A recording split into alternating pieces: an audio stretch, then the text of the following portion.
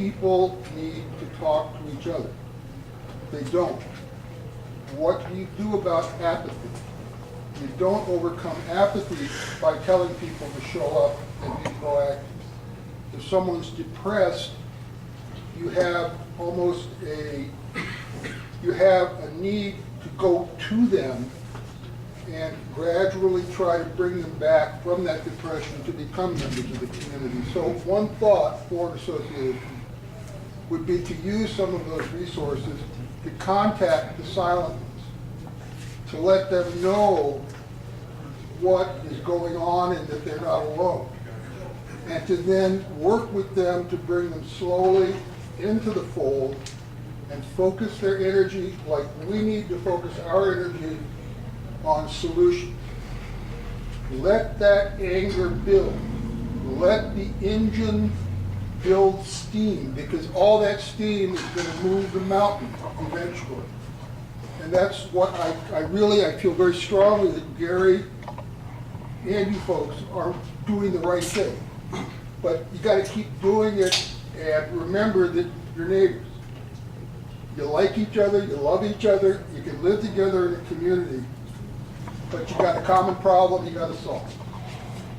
That's kind of my 2 minutes for this one. Thank you. Well, it's interesting, in our association, a couple of us did try to talk to our association president on some issues. You even had somebody on the board that was on your side. Yeah, we hope. Anyway, at that time, some of these bills were being discussed, and the whole concept of mediation was brought up. And so our board president made it very, very clear, he's a retired attorney, he says, I do not believe in mediation. He says mediation says that you're going to come to a resolution, and I don't believe in that. What I say is what I'm going to do, and I have no interest whatsoever in coming to any other resolution with anybody else. And that was it, and he walked out of the room. God made all of us with hearts and assholes, and we can be either one. But the point I'm trying to make is, we've all got stories, we all have anecdotal senses of injustice and outrage. We need to harness those feelings to a set of goals.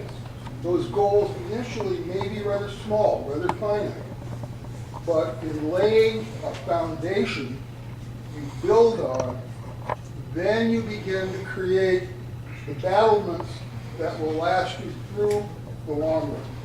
And that's the only thing I'm trying to say is, this is great. I've not seen this much energy in one place in a long time. I want to hear more about HOA syndrome. Good idea. Well, I'd like to say one thing though before we go on. That Jonathan talked about. Tim has a complaint that they're finally hearing after 3 years. But I'd like to point out, how good is that complaint going to be? First of all, they've left out documentation that will prove they're wrong, and that's been pointed out by 2 people to them, and they've had months to correct it, and they haven't. They also have wrongly charged, failed to charge all the people that were involved. They've only charged part of them and incorrectly charged others. So they have all the excuses now by leaving out evidence and by charging some of the wrong people and not charging everybody, that they can use as a procedural error to dismiss this. That's my fear that's going to happen on Tuesday. Well, there's another problem. So the homeowners have communicated, they've done their job, they've done it by the book, and they've even pointed out the errors, and they've had months to correct them, and no one wants to correct the error because they want a procedural error. John, I got to add something on there. When Tim filed his complaint 3 years ago, I was on the board. He was slam dunk right. There was no question he was right. It was 6-1. Blow him off, ignore him. The attorney says blow him off, ignore him. He was absolutely right. It's taken him 3 years to finally get the board to come to the meeting to even address the subject. And it was absolutely slam dunk right from the very minute that they took the action. So the only reason why Kay and I bring these points up to you is that you can have good communications, and there are lots of good HOA boards across the country. Okay, Lots of bad ones. and there are many bad ones, and there are a lot of people that are intimidated because of the problems, because they're scared, and that's the point. But the point being is the system is designed to crush dissidents, okay? Absolutely. And when I was on We the know board, that. I was trained by CAI that 90% happy customers is not bad. 10% unhappy customers is unfortunate, but that's not bad. In our American democracy, every person has a legitimate right to grievance and to get resolution. That's not true in an HOA. Let me just continue on with this, because we can digress forever. Okay. This is, and everybody wants to see it, this is a copy of the governor's veto of, excuse me, of SB 254. And it's about a page and a half. He only went into describing the mediation portion. He didn't even delve into, here we go. 40 of the Assembly be concurred in, and it is agreed to recommend that the bill be further amended as set forth in Conference Amendment number 17, which is attached and hereby made a part of this report. Signed, Senators Weiner and Koenig, and Assemblymen Conklin and Horn. Thank you. Will be handling this? Senator Weiner. Could I have a copy of the conference report? None of us She's been have it. term limited out.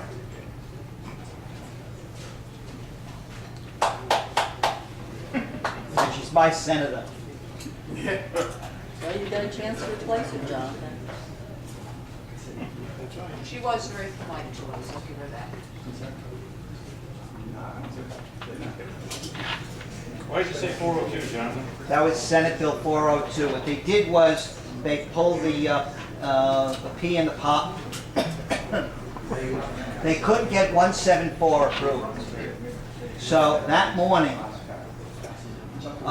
they took the worst parts of Let's go to order 174 business 16 quickly. and put it into The this other bill as a Conference committee amendment. reports are being handed out. We'll need a couple minutes to look at them. Order business 16, we have a very special VIP guest on the floor, Senator Washington. Senator Washington, would you like to be introduced by the minority leader? It'll pick up in a couple of minutes. All right, anybody wants to see this, more than welcome to take a look at it.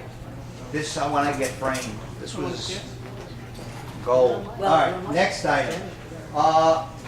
What, by the way, Raina, wherever you are, there you are, and I made numerous trips up to Carson City as unpaid lobbyists. We learned a lot. 2 years ago, and again this year, Assemblyman Mulford carried very friendly homeowner bills for us.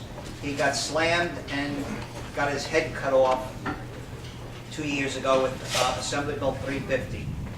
This year, Raina and I went up there to support him and present the bill.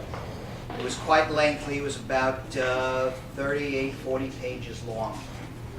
And what we found out was who our friends are up there and who are not our friends. And what we're going to do is put together a hit list of who we want to see unelected. And I can tell you right now, Assemblyman Richard Carrillo is not I on move that the the Senate concur with the amendment proposed by the Assembly on Senate Bill 402 during the conference committee and the report before the body, as well as the amendment that is provided based on the work that we did this morning. This adds some language, and I'll explain it as the body would prefer. Thank you, Senator. But your motion is to adopt the conference committee for Senate Bill 402? Yes. Any Nobody knew additional it was in remarks? it. Any questions? Again, this includes some new language about caps on certain fees regarding collection, attorney's fees, and other hard caps that we have been seeking for this legislative session. They are in place here. They've been negotiated, and many parties with vested interests were at the table to negotiate this. And there's some other technical corrections that were added into this amendment, but it was a negotiated by the HOA amendment industry. with many voices at the table, giving up some and getting some out of the negotiation. Thank you, Senator Weiner. Any additional comment or any question? I am hearing none. All those in favor? No. I'm sorry. Here it comes, folks. Go ahead, Johnson. You had the active mic, not the request. Senator Roberson. Thank you, Mr. President. I need a couple minutes of time here to talk on this bill. You know, sometimes late in the session, it appears that there's a lack of transparency to what happens in this building, and there's a glaring example with this SB 402. For those of you who aren't familiar with it, and there may be someone in the corner who's not, SB 174 has been around all session. From my perspective, it's just about the worst bill we've seen. Yeah, you go, babe. There hasn't been support to pass it in this body, and so this morning, the worst parts of 174 were snuck into 402. So I would like to talk a little bit about what's in Senate Bill 402. With regard to 174, it is one of the most contentious and toxic bills of this session.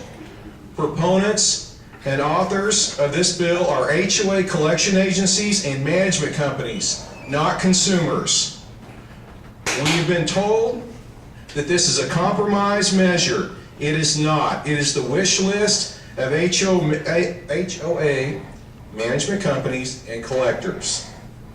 It allows for collection fees of $3,600 plus past due HOA assessments, plus unlimited attorney's fees. It also makes sure the HOA collectors get paid first through putting these fees into the super priority lien, a practice whose legality is currently under review by Nevada's court system. And by the way, you all received an email today, court case as of June 2nd, Judge Gonzalez down in Clark County ruled that attorney's fees could not be part of the super priority lien. So what this is going to do, it's going to overrule the court case from just a couple of days ago. The HOAs, which this bill purports to protect, will only get 9 months of past due assessments. That means if a monthly homeowner the dues for a monthly homeowner is $30 per month. The most the HOA will ever get is $270. But under this bill, the collector gets $3,600 plus attorney's fees. Does that sound like a good deal to you? How is this good for consumers or for our real estate market? This bill also says someone can be foreclosed on after 6 months or if they are $500 behind on their HOA dues. This decision is made by the executive board of the HOA, typically 2 to 3 people. Again, how does this benefit the consumer? It also allows for a payment plan for homeowners who get behind on their assessments. This is a good provision. However, it's going to cost the homeowner an additional $100 fee to set the payment plan up. A struggling homeowner that can't make their assessments is now going to be hit with an additional fee. The Financial Institutions Division and the Commissioner were sued by supporters of this bill in December of last year for trying to regulate questionable HOA collection practices on behalf of Nevada consumers. This bill was written by foxes watching the hen house. The final issue is a letter from the Federal Housing Financial Association, the FHFA, the agency that oversees Fannie Mae and Freddie Mac, the biggest buyer of loans in this country. The letter states, and I quote, "This bill would represent a significant change to existing law and could have unintended consequences in the current market environment. Why would we pass a law that flies in the face of this agency without their approval? If Fannie and Freddie stop buying loans in Nevada, our real estate market will crumble and there will be no housing market left." Again, this is a toxic bill. This is 174 in disguise that puts Nevadans and access to federal loan dollars at risk. I urge your opposition to this. Do not concur. Thank you. Now you're going to see here, Allison. Thank you, Senator Roberson. Who was it? Opening. Michael Roberson. Mr. President, as a sponsor of this bill, a colleague from Clark 5 asked a very important question. How does it help the homeowner? I've got a sheet right here that I'm happy to provide to anyone. that does a comparison of what current Watch law these two is people's and what faces. SB 402 will do, which is the collections portion of SB 174.